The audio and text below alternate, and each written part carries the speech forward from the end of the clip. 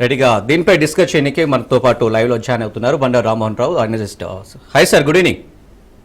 Anil garu good evening sir. Sir ఎలా ఉండబోతుంది sir కెనడాలో? కెనడా ఎన్నికలంతా అమెరికా అధ్యక్షుడు ట్రంప్ చుట్టే తిరుగుతున్నాయి.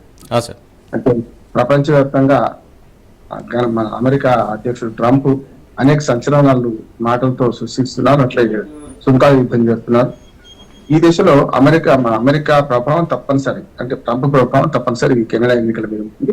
గతంలో అమెరికా ఎన్నికల ప్రచారంలోనే 51వ రాష్ట్రంగా మేము కెనడాను కలిపేసుకుంటాం, మేము ఆర్థిక సైనిక సహాయం చేస్తున్నాం కదా, దానికి ఇంతకంటే ఏం కావాలి, కలిపేసుకుంటే ఈ బాధ తప్పుతుంది కదా, మాకు కూడా అనవసరమైన ఖర్చు తప్పుతుంది కదా అని చెప్పి గతంలో ట్రంప్ వాదించారు. ఆ మాట గెలిచిన తర్వాత కూడా అన్నారు. రెండు రకాలుగా అన్నారు. ఒకటి, బలప్రయోగంతో సైనిక యుద్ధం చేయాల్సిన అవసరం లేదు, ఆర్థిక యుద్ధంతో చేస్తే సరిపోతుంది, ఆర్థికంగా వాళ్ళు అణిచివేస్తే ఆటోమేటిక్ గా మా పరమవుతామని కూడా మాట్లాడారు. అందుకని ఇప్పటిదాకా జస్టిస్ ట్రూడో అనేక ఇబ్బందులు ఇప్పుడు ట్రంప్ తో పడ్డారు. దాంతోనే ఆయన రాజీనామా చేసే పరిస్థితి కూడా ట్రంప్ తో వస్తుంది. యాక్చువల్ గా ఇది అక్టోబర్ 2025 దాకా ఎన్నికలు లేవు. 2021 జరిగింది, 25లో ఎన్నికలు జరగాలి, అది కూడా అక్టోబర్ దాకా జరగాల్సిన అవసరం లేకుండా. కానీ ట్రంప్ ప్రభావం వల్ల ట్రంప్ ను సరిగ్గా ఎదుర్కోలేకపోతున్నారనే దాంతో లిబరల్స్ లో ఆయన పార్టీలోనే వ్యతిరేకత వచ్చి ట్రంప్ ప్రభావంలో బయట వరకని చెప్పారని ట్రంప్ వ్యతిరేకంగా సరిగ్గా మాట్లాడలేకపోతున్నారు ట్రూడో అని చెప్పి రాజీనామా చేయమని లిబరల్స్ కోరారు. దాంతోనే ఆయన రాజీనామా చేయడం కారణం, తాను కొత్తగా ఆయన అనుభవం లేని వ్యక్తి, కాకపోతే ఇంతకుముందు ఆర్థికవేత్తగా ఆయనకి బ్యాంకు వాటికి మన ఫెడరల్ బ్యాంక్ లో పనిచేసిన అనుభవంతో ఉన్నాడు తప్ప రాజకీయ అనుభవం లేని వ్యక్తి వాళ్ళ ప్రధానమంత్రిగా ఉన్నారు. ఆయన రాగానే ఒక మాట చేశారు, ఏంటంటే 2025 దాకా ఎన్నికల కోసం ఆగడం ఎందుకు అని ఆయన పార్లమెంట్ రద్దు చేశారు. దాంతో పాటు ఇప్పుడు ముందస్తు ఎన్నికలు వచ్చినట్టు లెక్క, అంటే దాదాపు 6 నెలల తర్వాత జరగాల్సిన ఎన్నికలు ఇప్పుడే వచ్చినాయి. మార్చి 1వ వారం నుంచి ఆయన అధ్యక్షుడిగా ఉన్నారు. అంటే ట్రంప్ కు వ్యతిరేకంగా సరిగ్గా లిబరల్స్ వ్యవహరించలేకపోతున్న అసంతృప్తి నుంచి ఇప్పుడు ప్రతిపక్షమైన గట్టిగా ఉందంటే పెద్దగా గట్టిగా లేదు. ప్రతిపక్ష నాయకుడు మాత్రం దాదాపు 44 ఏళ్ల వయసు అయినా కూడా ఆయన 24 ఏళ్ల వయసు నుంచే ఆయన రాజకీయాల్లో ఉన్నారు, 20 ఏళ్ల పైగా రాజకీయాల్లో ఉన్నారు. ఒక చెప్పాలంటే ఇప్పుడున్న ప్రధానమంత్రి కంటే ఏదైతే ప్రతిపక్ష నాయకుడైన అభ్యర్థి మాత్రం చాలా గట్టి, అంటే రాజకీయ ప్రత్యర్థి అని చెప్పవచ్చు. కానీ లిబరల్స్ కున్న మెజార్టీ ఏదైతే ప్రజల్లో అభిమానం కన్జర్వేటివ్స్ కు లేదని ఒక అర్థం అవుతుంది. గతంలో కూడా మనం 160 స్థానాలు లిబరల్స్ గెలుచుకుంటే ఇప్పటిదాకా కొనసాగిన పార్లమెంట్ లో 119 స్థానాలు మాత్రమే మరి కన్జర్వేటివ్స్ గెలుచుకున్నారు. కన్జర్వేటివ్స్ అంతా కూడా దేశము అది మనకు ఒక రకం మితవాద పార్టీ, ఒక రకంగా చెప్పాలంటే జాతీయవాద పార్టీ. అది దానికి ఇప్పుడు ఏదైతే లిబరల్స్ కున్న ఓటింగ్ శాతం కూడా మెల్లమెల్లగా మారుతుంది. గతంలో 5-10% ఉంటే ఇప్పుడు ఆ శాతం పెరిగింది అంటున్నారు. 65-70% లిబరల్స్ కే మద్దతు అంటున్నారు. ఇందులో చూడొచ్చు. కానీ 28 ఏప్రిల్ నాడు ఎన్నికలు జరిగే క్రమంలో ఇది తేలబోతుంది.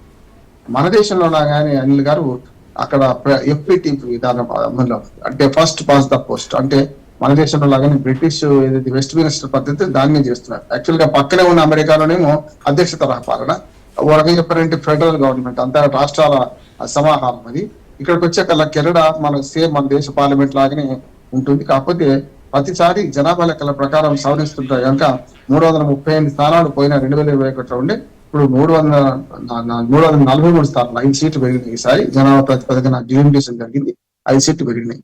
ఈ 343 స్థానాల్లో మెజార్టీ ఏదైతే మ్యాజిక్ ఫిగర్ చేరుకుంటారో వారి ప్రభుత్వం. సేమ్ మనలాగానే పార్లమెంట్ సభ్యుల్లో ఏ పార్టీకి మెజార్టీ వస్తుందో 50% కన్నా ఎక్కువ ఆ పార్టీ నాయకుడే రేపు కాబోయే ప్రధానమంత్రిగా ఉంటారు. కానీ అసలు అంశాలు, అంటే అంతర్గతంగా ఉన్న అంశాలు విడిచిపెట్టి బహిర్గతమైన అంశాలు పెద్దగా మాట్లాడుతున్నారని నేను అనుకుంటున్నాను. యాక్చువల్ గా అక్కడ నేను కెనడా పరిస్థితి చూసుకుంటే మనకి విద్యలో పిల్లలు బాగా వెనుకబడతారు. ఒక రకంగా చెప్పాలంటే విద్యా వ్యవస్థ అందుబాటులో లేకపోవడం, మధ్యాహ్న భోజనం కోసం స్కూళ్ళలో తెరిపించడం, ముఖ్యంగా ప్రభుత్వ స్కూళ్ళు వాడుకోవడం మంచిదే అయినా సరే అక్కడ విద్యలో కొంత కనపడుతుంది. అట్లాగే మానసిక దౌర్బల్యంతో మానసికంగా కృంగిపోయి ఆత్మహత్యలు, లేకపోతే మానసికంగా కృంగిపోయిన విద్యార్థుల సంఖ్య మెల్లమెల్లగా పెరుగుతుంది. ఆరోగ్య వసతులు కూడా అంతంత మాత్రమే ఉన్నాయి అంటున్నారు. కానీ ఇవన్నీ కూడా అమెరికాతో సాధ్యం చేసుకోవచ్చు, అమెరికా ద్వారా కొంతవరకు మనం చేసుకున్నామనే ఆలోచన ఉన్నా కూడా ఇట్లా 51 రాష్ట్రంగా తీసుకుంటామనే వాదనతోని అమెరికాకి ఎంత దూరంగా ఉంటే అంత మంచిది అనే మాట కూడా ఇవాళ కెనడా ప్రజల్లో వినిపిస్తున్నది. ముఖ్యంగా భారతీయుల ప్రభావం కూడా కెనడా లేకపోయిందని నేను అనుకుంటున్నాను. సార్ చూసుకోవచ్చు, అనేక మంది ఇండో కెనడియన్ అభ్యర్థులు అయితే పోటీ పడుతున్నారు. అలాగే ఈ కెనడా కురుక్షేత్రంలో భారత సంతతి అభ్యర్థులే హవా నడుస్తుంది అనుకోవచ్చా సార్? ఖచ్చితంగా యమునా ఇప్పుడు అదే కదా మనకు ఖలిస్తాన్ వాదము బయట దేశాలు 2 దేశాల్లో బాగా ప్రాబల్యం సంపాదించుకుంది. ఒకటి ఆస్ట్రేలియా, రెండోది కెనడా. ఆస్ట్రేలియా ఇటు పక్కన ఉంటే కెనడా అటు పక్కన ఉంది, తూర్పు పడమల్లా. కానీ కెనడాలో మన భారతీయుల ప్రభావం ఎక్కువ ఉండడం వల్ల భారతదేశ విధానాలకు ఏమైనా దగ్గరగా ఉంటారేమో అని అనుకుంటున్నాం. కానీ జస్టిస్ ట్రూడో ఇప్పటిదాకా మనకు నష్టం చేసిన పెద్ద లాభం ఏం చేయలేదు. వచ్చే వారు కూడా లిబరల్ పార్టీ అయితే ఆల్మోస్ట్ వాళ్ళు ఇప్పుడు కన్జర్వేటివ్ పార్టీ ఏమంటుందంటే లిబరల్ పార్టీ ఇప్పుడు ఆయన విమర్శిస్తూ ట్రూడోకు మక్కి ట్రూడో ఇంకంతకని ఏం లేదు, వెనక ఉండి ట్రూడే నడిపిస్తారు, పార్టీ బయట ఉన్నా సరే ఆయన నడిపిస్తారు అన్నాడు. అటువంటి అప్పుడు లిబరల్ పార్టీ గెలిస్తే మనకు మరి ట్రూడో విధానాన్ని అవలంబిస్తే మనకు నష్టమే కదా అనే ఒక భావన కూడా వస్తున్నది. కానీ మనం దాన్ని నియంత్రించలేము. కానీ మన భారతీయ సంతతి చెందిన 2-3 కీలక స్థానంలో ఉన్నారు, పార్లమెంట్ ఎన్నికయ్యారు. దాంతో పాటు వాళ్ళు మన భారతదేశానికి సహాయం చేసే స్థితిలో ఉంటారని నేను అనుకుంటున్నాను. కానీ అక్కడ కెనడాలో ఉన్న ముఖ్యంగా గుజరాతీ ఓటర్స్ ఎక్కువ మంది ప్రభావం చూపెడతారు. రెండోది పంజాబీ ఓటర్లు కూడా ఉన్నారు. అంటే ఆస్ట్రేలియాలో ఉన్నంత మంది ఎక్కువ లేకపోవచ్చు, కానీ ట్రూడో కూడా ఇప్పటిదాకా కొంచెం ఈ కెనడా ఖలిస్తాన్ వాదాన్ని సమర్థించకుండానే సమర్థించారని, ఒక రకంగా కెనడాలో ఖలిస్తాన్ వాదానికి అక్కడక్కడ జెండాలు ఎత్తిన నిరసన ప్రదర్శన చేసిన చూసి చూడకుండా ఊరుకున్నారని కూడా గతంలో విమర్శలు దాని మీద. దాన్ని మనం ఎన్నోసార్లు నిరసన వ్యక్తం చేశాం కూడా ఆస్ట్రేలియా మీద, కెనడా మీద. మా దేశం అంతరంగ వ్యవహారాలు మీరు జోక్యం చేసుకోకండి, ఇక్కడ ఉన్న సిక్కు పతస్తులు అక్కడికి వచ్చి వాళ్ళు ఇష్టమైనట్టు వాళ్ళు ప్రవర్తిస్తుంటే మీరు వాళ్ళు కంట్రోల్ చేయకపోతే ఎట్లా అని దాని మీద. అంటే మన భారతదేశ అంతరంగ వ్యవహారంలో వాళ్ళు జోక్యం చేసుకుంటే మేము కూడా జోక్యం చేసుకోవాల్సి వస్తుంది మాట కూడా మనం తీవ్రంగా హెచ్చరించినాం. ఇప్పటికి కూడా కెనడా ఎన్నికల మీద చైనా భారతదేశ ప్రభావం ఉంటుందని వాళ్ళు అనుకుంటున్నారు. అంటే గతంలో 2022 ఎన్నికల్లోనే మన మీద అట్లాగే చైనా మీద వాళ్ళు ఆరోపణ చేశారు. అంటే చైనా కానీ భారతదేశం కానీ మా మీద ప్రభావం చూపెడుతుంది, వాళ్ళ దేశస్తులతో మా మీద ఒత్తిడి తీసుకొస్తుంది, ఇక్కడ ఉన్న దేశస్తులను కూడా ఒత్తిడి తీసుకొస్తుంది అనే మాట వచ్చింది. అది ఎంతవరకు నిజమో కానీ మొత్తం మీద మాత్రం భారతీయుల ప్రభావం చాలా ఉంటది. గెలుస్తారని నమ్మకం ఉంది. 4 సీట్లలో మన వాళ్ళు చాలా గట్టి పోటీ ఇస్తున్నారు, గెలుస్తారని నమ్మకం ఉంది. 28 ఏప్రిల్ కన్నా ముందు ఇప్పుడు ముందస్తు ఎన్నికల ప్రక్రియ మొదలైంది. 18 ఏప్రిల్ ఇచ్చే ఈ ముందస్తు ఎన్నికల ప్రక్రియలో మన ఆన్లైన్ ఓటింగ్ ఉన్నది. ఆ ఓటింగ్ సిస్టమ్ లో కూడా సేమ్ మన దగ్గరనే మనం ఈవీఎంలు వాడుతున్నాం, కానీ వాళ్ళు ఇంకా సాంప్రదాయ పద్ధతి బ్యాలెట్ వాడుతున్నారు. బ్యాలెట్ ప్రకారం ఎన్నికలు జరుగుతాయి. 28 నాడు బ్యాలెట్ ఎన్నికలు జరగగానే వెంటనే లెక్కింపు కూడా ఆయా కేంద్రంలో మొదలవుతాయి. మన దగ్గర సెంట్రలైజ్ చేసి అన్నింటిని ఒక దగ్గర తీసుకొచ్చి అక్కడ నియోజకవర్గాలు లెక్కియారు. ఎక్కడికక్కడ ఏ పోలింగ్ బూత్ లో అక్కడే లెక్కల ముందైతుంటాయి, సెంట్రలైజ్ చేయకుండా వెంట రిజల్ట్స్ వస్తుంటాయి. కాకపోతే ఆన్లైన్ ఓటింగ్ ఇవన్నీ కూడా ఇప్పుడు రహస్యంగా ఉంచుతారు. తర్వాత ఆ రోజు ఏదైతే ఈ సాంప్రదాయంగా బ్యాలెట్ పేపర్ ద్వారా వచ్చిన ఓట్లను లెక్క పెట్టిన తర్వాతనే చేస్తారు. అయితే 343 సీట్లలో మరి ఎంతమంది మనకు మ్యాజిక్ చేరుకుంటారు, ఏ పార్టీ చేరుకుంటుంది అనే దానికైతే ఇప్పటికైతే అంచనాలు లిబరల్ పార్టీ వైపే. అంటే ఇప్పుడు ట్రూడో రాజీనామా చేశారు కదా, ఆయన స్థానంలో వచ్చిన పార్టీకే ఇవాళ లిబరల్ పార్టీకి అవకాశాలు ఎక్కువనే అంటున్నారు. ఈ 10 రోజుల్లో పెద్దగా మార్పు ఉండకపోవచ్చు అంటున్నాం. సార్ చూసుకోవచ్చు, ఇప్పుడు అధికార లిబరల్ సర్కిల్లో మాత్రం అయితే మన ఇండియన్ ప్రముఖులు అయితే అనితా ఆనంద్ కావచ్చు, ఇటు కమలా ఖేరా మరోసారి బరిలో నిలుస్తున్నారు కదా సార్, ఎలా ఉండబోతుంది? ఖచ్చితంగా గెలుస్తారనుకుంటున్నాను. వాళ్ళు ఇప్పుడు ట్రాక్ రికార్డు చూస్తే మనకు అనితా ఆనంద్ కానీ ఖేర్కా కానీ వీళ్ళిద్దరు కూడా గెలుస్తారనుకుంటున్నాను. ఎందుకంటే అక్కడ భారతీయ ఓటర్ల ప్రభావం ఎక్కువ ఉన్నది వాళ్ళు ఎంచుకున్న నియోజకవర్గాల్లో. దాంతో పాటు వాళ్ళ విధానాలు కూడా చాలా బాగున్నాయని వస్తున్నది. అంటే ఖచ్చితంగా చూసుకుంటే వ్యక్తిగతంగా కూడా వాళ్ళకి మంచి పలుకుబడింది కనుక ఖచ్చితంగా గెలుస్తారు. కానీ ఇద్దరితో అయ్యేది ఏం లేదు. కానీ చాలా వరకు మిగతా 3-4 పార్టీలు యాక్చువల్గా లిబరల్స్ కన్జర్వేటివ్స్ కాకుండా మిగతా పార్టీలు వాళ్ళు ఉన్నారు. వాళ్ళకు కూడా కొన్ని సీట్లు వచ్చినాయి, దాదాపు 30-40 సీట్లు వాళ్ళకు కూడా వచ్చినాయి. 120-119 అంటే 240 కదా. కానీ మిగతా సీట్లు ఏవైతున్నాయో ఆ కమ్యూనిస్టులు కానీ ఇతరత్ర మన గ్రీన్ పార్టీ అక్కడ ఉంది, గ్రీన్ పార్టీకి పెద్ద సీట్లు రాలి 0. కానీ ప్రభావం చూపెడుతుంది. అంటే వీళ్ళ ఓట్ల చీలికలు లిబరల్ డెమోక్రటిక్ పార్టీల ఓట్ల చీలికలో మాత్రం వాళ్ళ ఓటింగ్ శాతం 3-4% ఉన్నా కూడా అది కొంచెం ప్రభావం చూపెడుతుందని అనుకుంటున్నాను. కమ్యూనిస్టుల ప్రభావం కూడా ఉంది, వాళ్ళ ఓటింగ్ చీలికల ప్రభావం ఉంటుంది, కానీ సీట్లు గెలిచే అవకాశం అయితే ఉండకపోవచ్చు. ప్రధానంగా 2 పార్టీల మధ్య లిబరల్స్ కన్జర్వేటివ్స్ మధ్య పోటీ ఉన్నది. మన భారతీయులు ప్రభావం తప్పనిసరి ఉంది. చాలా నియోజకవర్గాలు మన భారతీయుల ప్రభావం, ముఖ్యంగా గుజరాత్ నుంచి, పంజాబ్ నుంచి, ఉత్తర భారతదేశం నుంచి ఎక్కువ మంది అమెరికా కవల సామ్రాజ్యం ఆశల సౌధం అమెరికా విఫలమైతే, అమెరికా కూడా విఫలమైతే వెంటనే మన వాళ్ళు కెనడాకి వెళ్ళిపోతున్నారు. అందుకని కెనడాలో కూడా మన రాజకీయాన్ని శాసించే స్థితికి కొంత 2% ఓట్లని ఇటుపక్క దారితీస్తే కనుక ఎన్నికల ఫలితాల మీద ప్రభావం చూపెడితే కనుక మన వాళ్ళ ప్రభావం ఎక్కువ ఉందని అనుకుంటున్నా. గెలిచే సీట్లు ఇవైతే మిగతా పార్లమెంట్ సీట్లలో మన వాళ్ళ ప్రభావం మాత్రం చాలా ఎక్కువ ఉందని నేను. రామోహన్ సార్, ఇప్పటివరకైతే లిబరల్ పార్టీకి అనుకూలంగా పవనాలు అయితే వీస్తున్నాయని సర్వేలు చెప్తున్నాయి. అయితే గట్టి పోటీ అయితే మాత్రం కన్జర్వేటివ్ పార్టీ ఇస్తుంది. ఇక మరోపక్క తగ్గేదలే అంటుంది పొలియోరా. అంటే ఎలా చూడొచ్చు సార్ ఇవి? పొలియోరా పార్టీకి ఓట్లు ఉన్నాయి కానీ సీట్లు వచ్చేంత, అంటే ఇప్పుడు బంతి గోడకేసి కొడితే గోడ అవతలి పడాలి కదా, అవును. బంతి పడతదా లేదా అని సమస్య. అంటే వాళ్ళు గెలుపు అంచులో చేరుకొని లోగా మరి బంతి ఇద్దరికి వస్తుందని అనుకుంటారు. గత ఎన్నికలు 2021 ఎన్నికలు చూసినా, 2016 ఎన్నికలు చూసినా, మనకు అది 17 ఎన్నికలు చూసినా కొంతవరకు ఈ పార్టీలు సక్సెస్ కాలేదు. ఎందుకంటే ప్రధానంగా మూడో పార్టీ సక్సెస్ కావాలంటే అంత ఓట్ల చీలిక ఉండాలి, అంత పార్టీల విధానాల పట్ల కూడా డిఫరెన్స్ ఉండాలి. యాక్చువల్ గా అక్కడ పెద్దగా పార్టీల విధానాల పట్ల డిఫరెన్స్ ఏం లేదు. ఇప్పుడు ఎంతసేపు అమెరికా వర్సెస్ కెనడా ఇది నడుస్తుంది. ట్రంప్ వచ్చిందాం, జో బైడెన్ ఉన్నప్పుడు ఇది తీవ్రంగా పోలే కనుక సమస్యలు రాలేదు. ట్రూడో కూడా 9.5 ఏళ్ళు ఆయన అధికారంలో ఉన్నారు. 1-2 ఏళ్ళు లేడు, 9.5 ఏళ్ళు ఉన్నాడు. ఇంకొక 6 నెలలు ఎలక్షన్స్ అయ్యేది, 10 ఏళ్ళు పూర్తయింది. కానీ 2 సార్లు 4 అంటే 4 ఏళ్ళకోసారి జరుగుతాయి అక్కడ ఎన్నికలు. సేమ్ మన పార్లమెంటరీ పద్ధతే కానీ అక్కడ 5 ఏళ్ళకి కాకుండా 4 ఏళ్ళకోసారి ఎన్నికలు జరుగుతాయి. కనుక రెండో ఎన్నిక మూడో ఎన్నిక వరకు చూసుకుంటే మనకు జస్టిస్ ట్రూడో బలమైన నాయకుడే. కానీ అమెరికా విధానాలను వ్యతిరేకించే క్రమంలో గట్టిగా వ్యవహరించలేకపోయినా దాని మీద ఉన్నది కనుక అమెరికా విధానాలతో పాటు దేశీయంగా జరుగుతున్న దానిలో మిగతా పార్టీలు చాలా బాగా పట్టించుకుంటాయి. మీరన్న కమ్యూనిస్ట్ పార్టీ కానీ మీరన్న 3వ 4వ పార్టీ కూడా ఎట్లా ఉన్నాయంటే దేశంలో జరుగుతున్న విద్య, మానవ వికాసము, అట్లానే మన ఆరోగ్యము, విద్యార్థుల మీద ప్రభావము, ఇవన్నిటి మీద ప్రభుత్వాలు ఏం చేయలేకపోతున్నాయి. ఎప్పుడు అమెరికా మీద ఆధారపడుతున్నాం మనం, సైన్య బలం కోసం కానీ ఆర్థిక అభివృద్ధి కోసం కానీ అమెరికా మీద ఆధారపడలేదు. మనంతలో మనం సెల్ఫ్ సస్టైన్ ఎప్పుడు అవుతాం అనే మాట మాత్రం అమెరికన్ మన కెనడా ప్రజలు వినొస్తుంది. దానికి సరైన పార్టీ మిగతా ఈ చిన్న చిన్న పార్టీలు కావాలి.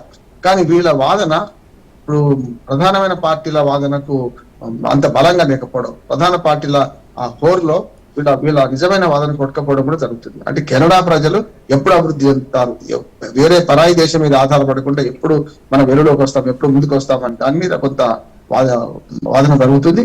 దాంట్లో ప్రజలు ఇటువైపు అంటే మైనార్టీ అయిపోయింది. ఇటువైపు ప్రజలందరూ మిగతా 3 పార్టీలకు వేసే ఓటర్లు ఈ 2 పార్టీల మధ్యన ప్రధాన పోటీ ఉన్నప్పుడు జనరల్ జరిగేది అంతే.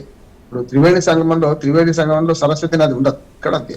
ఈ 2 పార్టీల హోరులో 3వ పార్టీ నెగలాలంటే చాలా పెద్ద ఎత్తున ఉధృతంగా రావాలి. 3వ పార్టీ వస్తే సంకీర్ణ ప్రభుత్వం వచ్చే అవకాశం ఉంటుంది. కానీ ఇప్పుడైతే కెనడాలో నాకు తెలిసి సంకీర్ణ ప్రభుత్వం వచ్చే అవకాశం లేదు. ఈ 2 పార్టీల మధ్య ప్రధానమైన పోటీ ఉంటది, నువ్వా నేనా అనే ఉంటది. కనుక ఈ మారిన పరిస్థితులలో లిబరల్స్ కాదని కన్జర్వేటివ్స్ ఓటేస్తారా అనేది సంశయాత్మకమే. కొంతవరకు వాళ్ళకున్న మెజార్టీ మాత్రం తగ్గదని నేను అనుకుంటున్నాను. సేమ్ 160-120 లెవెల్లో ఉంది కదా, ఆ లెవెల్లో ఉంటాయి పోటీ అని నేను. సార్ చూడొచ్చు, ఇప్పుడు పొలియోరా కెనడా రాజకీయాల్లో మాత్రం ఆరితేరిన లీడర్గా అయితే ఆయనకు పేరు ఉంది. హౌసింగ్ సంక్షోభంపై కావచ్చు, ఇటు కెనడా ఫస్ట్ నినాదాన్ని ఎత్తుకుంది మాత్రం పొలియోరా. అంటే చూసుకోవచ్చా ఆయనకు రావచ్చు అనుకొని?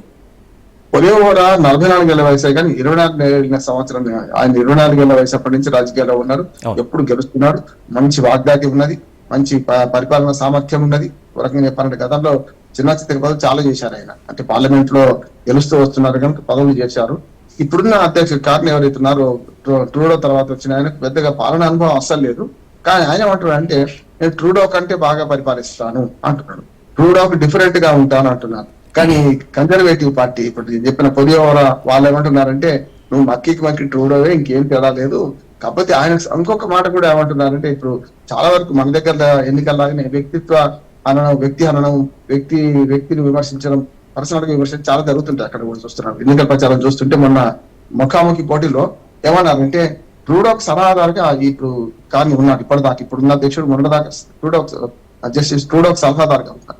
కనుక సలహాదారుగా ఉన్నావు కదా, నీ సలహాల ప్రకారం ఆయన పట్టుబట్టిపోయిండు, నీ సలహాలే కదా ఆయన మొత్తం ప్రభుత్వం నడిపించింది. కనుక నువ్వు అట్లాగే తయారవుతావు, నువ్వు కూడా అదే పద్ధతి మక్కి షాడో ట్రూడో నువ్వు అని ఇవాళ అడ్వైజ్ చేస్తున్నాను. కాదు నేను నా పనితీరు చూపెడతాను నేను అంటున్నాడు. అంటే అది ఎంతవరకు ప్రజలు నమ్ముతారు? ట్రూడో పాలన పట్ల విసిగిపోయే లిబరల్ పార్టీ అంటే వాళ్ళ పార్టీలో తిరుగుబాటు వచ్చింది కదా, ప్రజలు దాన్ని చూపెడుతున్నారు. ముఖ్యంగా కన్జర్వేటివ్ పార్టీ వాళ్ళు ఏమంటున్నారంటే మీ పార్టీలోనే మీకు ట్రూడోను తిరస్కరించారు కదా, ఆయన మక్కి ఆయన షాడోలాగా ఉన్నాడు, నిన్నెందుకు తిరస్కరించారు అనే మాట అంటున్నారు. చూడాలి ఏం జరుగుతుంది. సార్ చూసుకోవచ్చు ఇప్పుడు Canada innovation and science and industry minister అయితే అనితా ఆనంద్ గారు అయితే ఉన్నారు. ఆమె ఒంటరియాలోని ఓకేవిల్ల నుంచి పోటీ చేస్తున్నారు. అంటే అనితా ఆనంద్ గతంలో ట్రాన్స్పోర్ట్ మినిస్టర్గా కూడా పనిచేశారు. అంటే ఎలా ఉండబోతుంది సార్ అక్కడ? అంతకుముందు ట్రూడో గవర్నమెంట్ లోనే ట్రాన్స్పోర్ట్ అంతకు ముందు కూడా ఉన్నది. ట్రూడో కన్నా ముందు కూడా ఉన్నది ఆమె. కనుక ఆమె గెలిస్తే తప్పనిసరి సమస్య లేదు. ఆ పలుకుబడి ఉంది, ఆ చరిస్మా ఉన్నది. దాంతోపాటు కొంచెం భారతీయుల మిత్రురాలుగా ఉంటుంది ఆమె. కానీ ఆమె ఒక్కతుంటే లాభం లేదు కనుక మిగతా ఇప్పుడు లిబరల్ పార్టీలో ఇప్పటిదాకా భారత వ్యతిరేక విధానం అంటే వాళ్ళకి భారతీయుల ఓట్లు కావాలి కానీ భారతీయుల పట్ల స్పృహభావం లేదు అనే మాట ఒకటి వినొస్తుంది. అంటే మనకు ఆర్థిక రాజకీయ రంగంలో కూడా మనం ట్రూడో అయితే చాలా వరకు మనం గేల్ చేశారు కదా, చాలా సార్లు మనకు స్క్రోల్ చేశారు. భారత ప్రధానమంత్రి మోడీ ఆగ్రహానికి గురయ్యాడు. ఇదివరకు కూడా మంచి మిత్రుడే అనుకుంటూనే కొన్ని వెనక నుంచి లోపాయకారిగా మనకు వ్యతిరేకంగా పనిచేశాడు అనే మాట వస్తున్నది. అది కూడా ఆయనకు నష్టదాయకమైన, ఆ పార్టీకి నష్టదాయకం అంటున్నాను నేను. కానీ భారతీయుల ఓట్లు ఇప్పుడు చీలిపోయి వెంటనే ఇద్దరి మధ్య ఉన్నాయి కానీ వన్ సైడ్ అయితే పడే పరిస్థితి లేదనుకుంటున్నాను. వీళ్ళు ఆనంద్ గారు గెలవచ్చు కానీ ఇటుపక్క మనకు లిబరల్స్ మన కన్జర్వేటివ్స్ మధ్యన పెద్ద ఎత్తున ఎటో ఒక వైపు పోలరైజ్ అయితే కావాలని అనుకుంటున్నాం. ఎందుకంటే లిబరల్స్ వైపు ఉన్నారు మన ఇండియన్స్, ఇటు కన్జర్వేటివ్ పైన ఉన్నారు. కాకపోతే కన్జర్వేటివ్స్ తక్కువ ఉంటారు. ఎందుకంటే అమెరికన్ ఫస్ట్ అని ట్రంప్ ఎట్లా అన్నాడో ఇప్పుడు కన్జర్వేటివ్ నాయకుడు కూడా మన కెనడియన్ ఫస్ట్ అంటున్నాం. కనుక అది రేపు పొద్దున మాకు నష్టమైద్దామని ఇప్పుడు ఎన్ఆర్ఐస్ ఎవరైనా భారతీయులు కావచ్చు, ఇతర దేశస్తులు కావచ్చు భయపడే అవకాశం అయితే ఉంది అనుకుంటున్నాను. ఇప్పటికీ మనకైతే అమెరికా తర్వాత వేరే దేశానికి ఎటుపోతారంటే యూరోపియన్ దేశాల కంటే కెనడాకు పోయడానికి ఎక్కువ అనుకూలంగా మన వాళ్ళు ఉంటున్నారు. దానికి కారణం కూడా ఉంది. పొరుగు దేశమే కెనడాకు అమెరికాకు పొరుగు దేశం కావడం, దాంతో వాతావరణ పరిస్థితులు కూడా బాగుండడం వీటి వల్ల అవుతున్నది. కానీ ఇటీవల మనకు వాతావరణం కూడా మారుతుంది. చాలా వరకు ఈ సమశీతోష్ణ స్థితి నుంచి అప్పుడప్పుడు చాలా ఎండలు పెరగడం, ఇది కూడా ఇప్పుడు పర్యావరణం కూడా గ్రీన్ పార్టీ బాగా ప్రచారం చేశారు. గ్రీన్ పార్టీ ప్రచారంలో చూశాను నేను. పర్యావరణం మీద ఈ రాజకీయ నాయకులు ఏం చేస్తారు, ఈ పార్టీలు పట్టించుకోవడం లేదు. పర్యావరణం పట్టించుకోకపోతే రేపు పొద్దున దేశం భగ్గుమంటుంది, దేశంలో మనకు బతికే పరిస్థితి ఉండదు అనే దాన్ని ఒక 30 ఏళ్ల తర్వాత ఏం జరగబోతుందో ఊహించి గ్రీన్ పార్టీ వాళ్ళు చెప్తున్నారు. దాన్ని ప్రజలు ఎంతవరకు 30 ఏళ్ళ తర్వాత వచ్చే ప్రమాదంగా చూద్దానికి అనుకుంటారా, లేకపోతే వాళ్ళకు కూడా కొన్ని ఓట్లు వేస్తారా అనేది ఆలోచించాల్సిందే. ఏదైనా సరే మిగతా 3 పార్టీలు ఒక ఎత్తు అయితే లిబరల్స్, డెమోక్రటిక్స్, మన కన్జర్వేటివ్స్ ఇద్దరి మధ్యనే పెద్ద ఎత్తున పోటీ ఉన్నది. నాయకులు కూడా దానికి పోల్లో చెప్తున్నారు. ఓటర్లు కూడా ఈ 2 పార్టీల మధ్యనే పంచుకుంటున్నారు. సరే, అలాగే మన హెల్త్ మినిస్టర్గా ఉన్న కమలా ఖేరా మళ్ళీ బరిలో నిలిచారు. బ్రాంప్టన్ వెస్ట్ నియోజకవర్గం నుంచి పోటీ చేస్తున్నారు. ఒక కెనడా పార్లమెంటుకు ఎన్నికైన అతి పిన్న వయస్కురాలని కూడా మహిళల్లో ఆమె కూడా ఒకరు. సరే, ఎలా ఉండబోతుంది అక్కడ? ఆమెకు మంచి రాజకీయ అనుభవం ఉంది. దాంతోపాటు తక్కువ వయసు అయినా సరే ఒక మంచి పని చేసిన. యాక్చువల్గా నేను ఇంతకుముందు చెప్పింది అది మనకు వైద్య రంగంలో చాలా వరకు లోపాలు ఉన్నాయి అక్కడ. ఇప్పటికి కూడా చాలా మనకు పాలీ కేర్ క్లినిక్లు కానీ లేకపోతే వైద్య పోస్ట్ థెరపీ కానీ కొంతవరకు నష్టపోతున్నారు అనుకుంటున్నారు, కొంతవరకు సరిగ్గా లేదంటున్నారు. అవి సరిచేసే క్రమంలోనే ఈమె పనిచేస్తున్నారు అనుకుంటున్నాను. ఎందుకంటే యువతి కనుక కొంచెం ఆలోచనలు కొత్తవి ఉంటాయి. రేపు కూడా మళ్ళీ మినిస్టర్ అయితే రేపు కొత్త ఆలోచనతో ఇంకా ముందుకు పోయే అవకాశం ఉందని అనుకుంటున్నాను. దానికి ఏం లేదు కానీ ఏ దేశానికి ఎంత చెట్టుకు అంత గాలి అనిల్ కాదు. ఎందుకంటే కెనడా ఐశ్వర్యంలో చాలా పెద్దది, జనాభాలో తక్కువది కాదు, జనాభా తక్కువ అట్లా చూసుకుంటే. కానీ ఆ మొత్తం పరిస్థితులు అంటే వైశాల్యంలో పెద్దది కనుక వైద్య రంగాన్ని విస్తరించడానికి కొంచెం అవకాశం తక్కువ. ఎందుకంటే వైద్య రంగం విస్తరించాలంటే భౌగోళిక స్వరూపం కూడా బాగా పనికొస్తుంది కదా. అందరూ ఒక్క దగ్గర ఉన్నప్పుడు పెద్ద హాస్పిటల్ పెట్టవచ్చు. చాలా మంది స్కాటర్డ్ గా అక్కడక్కడ ఉంటే అది కొంచెం కష్టం కనుక అది పెద్ద సవాల్ అంటున్నాడు. ఇప్పుడు వైద్య శాఖ మంత్రిగా పనిచేసిన ఆమెకు పెద్ద సవాల్ ఏంటంటే భౌగోళికంగా కెనడా పెద్దది, దాంతోపాటు మనకు ఎక్కువ జనాభా లేని దగ్గర క్లినిక్లు కానీ ఆసుపత్రులు కానీ మంచి పెట్టడం కష్టం అవుతుంది కనుక రేపు తక్కువ జనాభా ఉన్న దగ్గర కూడా ఈ ఆసుపత్రుల పెంపు, దాంతోపాటు వైద్య విధానాన్ని సంస్కరించాల్సిన అవసరం ఉంది కూడా ఆమె కూడా 2 సార్లు అన్నట్టుంది. ఈ వైద్య విధానాన్ని ఇంకా మనం పునరాలోచించుకోవాలి, ఇంకా సంస్కరించాలని కూడా ఆమె ఎన్నికల సభలో కూడా చెప్తున్నది. ఈ 10 రోజుల ఎన్నికల్లో ప్రభావం ఏమి చూపెట్టకపోవచ్చు కానీ ఇప్పటిదాకా వీళ్ళందరూ మాట్లాడిన మాటలు మాత్రం ముఖ్యంగా ఈ ఎఫ్పిటిపి ఎన్నికలే కానీ అమెరికా సాంప్రదాయం కొంత పాటిస్తున్నారు. అభ్యర్థుల మధ్యన పోటీ, మనకు ఏమంటారు దాన్ని చర్చలు, బహిరంగ చర్చలు, టీవీలో చర్చలు ఇవన్నీ జరుగుతున్నాయి. ప్రజలు కూడా స్పందిస్తున్నారు. చిన్న సమూహాలను ఉద్దేశించి కూడా వాళ్ళు మాట్లాడడం మనకు కనపడుతుంది. మనలాగా పెద్ద బహిరంగ సభలు, శంఖారావాలు, లేకపోతే కథలు దూయడాలు కాకుండా వీధుల్లోకి వెళ్ళి చిన్న చిన్న సభల ద్వారా కూడా వాళ్ళు మాట్లాడుతున్నారు. అది నిజంగా ఆహ్వానించదగ్గది. మనం కూడా నేర్చుకోవాల్సింది అన్నట్టుగా. ఆయన చాలా వరకు మన బహిరంగ సభలకు పెద్ద పెద్ద సమూహాలను తీసుకొచ్చుకొని మనకు పెద్ద ఎత్తున చేస్తుంటాం. కానీ అట్లాంటివి కాకుండా వాళ్ళు చర్చల ద్వారా, టీవీ చర్చలు, అట్లాగే బహిరంగంగా మనకు కొన్ని మీడియా చర్చలు, దాంతోపాటు వాళ్ళ విధానం ప్రకటించడం, అన్నిటికంటే చిన్న చిన్న సమావేశాల ద్వారా వారు ప్రజలను చేరుకునే అంశం మాత్రం నాకైతే నన్ను ఆకట్టుకుంది. ఇప్పుడు ఈ మధ్యన ఎన్నికల ప్రచారాలు చూస్తున్నాను కదా, ఇది మనవాడు నేర్చుకోవాలనుకున్నాం. అంటే పెద్ద ఎత్తున సభలు పెట్టే బదులు జన సమీకరణ, దానికి తాగుడు, డబ్బులు, మళ్ళీ ఓట్లకు మన బహిరంగ సభలకు వచ్చిన నోట్లు పంచడం, ఇవన్నీ అటువంటి దుర్మార్గాలు లేవంటాం. సార్, మరో నేత జగ్మీత్ సింగ్ మైనారిటీ నేతగా ఆయనకు మంచి పేరుంది. 2021 నుంచి 3 ఏళ్ల పాటు ట్రూడోకు మద్దతు పలికారు. అలాగే 2024లో సడన్ గా మద్దతు ఉపసంహరించుకున్నారు జగ్మీత్ సింగ్. అంటే ఎలా ఉండదు సార్ అనేది?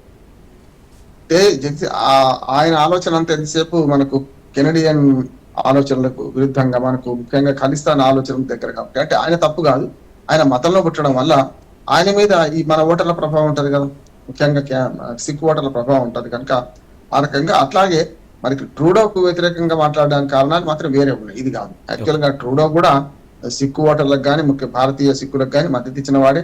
సభలు సమావేశాలు పెట్టుకోవడానికి ఒక దిశలో అమెరికా మద్దతుతోని తాను వాళ్ళు చేస్తున్న పనిలో అటు పక్కన పరోక్షంగా అమెరికా మద్దతు ఇస్తున్నారు అనుకుంటూ జో బైడెన్ కొంతవరకు మద్దతు ఇచ్చారంటున్నారు. దానిలో మనకు వ్యతిరేకంగా కరపత్రాలు వేయడం, ఇది జస్టిస్ సిక్ ఫర్ జస్టిస్ అనే సంస్థకు వెనక నుంచి మద్దతున్నారని ఒక ఆరోపణలు ఎదుర్కొంటున్నారు. ఈ దేశంలో అక్కడ ఫ్రీగా, అంటే ఈ దేశంలో జరిగే పరిణామాల మీద ఆ దేశంలో సమావేశాలు పెట్టుకోవడానికి మేము అనుమతిస్తాం, మాకు లిబరల్ మన దేశం అది, మేము ఇస్తామనే మాట ట్రూడో అన్నారు. అప్పటిదాకా కొంతవరకు కంట్రోల్ అయ్యి ఇప్పుడు ఈ నేత ఆయనకు అనుకూలంగా ఉంది. ఎప్పుడైతే కొంచెం తనకు కూడా పదవి కన్నా వస్తుందని ట్రూడో అనుకున్నారో, అప్పటి నుంచి కొంతవరకు మెతక వహించారు, ఏది సిక్ ఫర్ జస్టిస్ వైపు పోకుండా. అప్పటి నుంచి ఇది వ్యతిరేకమైంది నేను అనుకుంటున్నాను. దానివల్లనే ఆయనతో విభేదించి పక్క కూర్చోవాలనుకుంటున్నాను. Thank you sir. Rammohan sir, Canada policy గురించి మాతో లైవ్లో జాయిన్ అయ్యి వివరించినందుకు థ్యాంక్ యూ సార్.